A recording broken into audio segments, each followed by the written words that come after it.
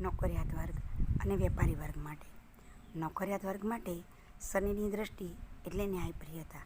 જો તમે ઈમાનદાર અને ખંતથી કાર્ય કરતા હશો તો નોકરી માટે સમય શુભ રહેશે.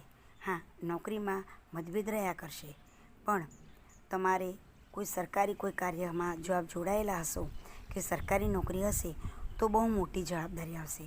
તેમાં સાવધાની રાખવી જરૂરી રહેશે. જેમ કે અગત્યના કાગળો, ફાઇલો, એને લગતી કોઈ ઠગાઈ ના જાય, એટલે કે કોઈ છેતરામણી ના થાય, તેને લગતી તમારે સાવચેતી રાખવી પડશે. વેપારી વર્ગ માટે સમય શુભ રહે છે.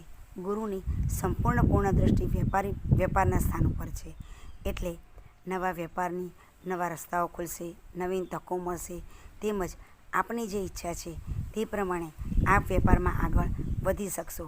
એટલે કે વેપારમાં હુકમના એક્કા તરીકે તમારું સ્થાન આપ બનાવી શકશો.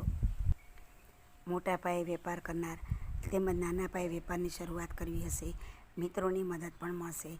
આયાત નિકાતને લગતા કોઈ વિદેશ વેપારને લગતી જો આપની હોય કાર્યવાહી, તો આ વેપારમાં પણ આપ ઝંપલાવશો અને તેમાં સફળતા મળશે.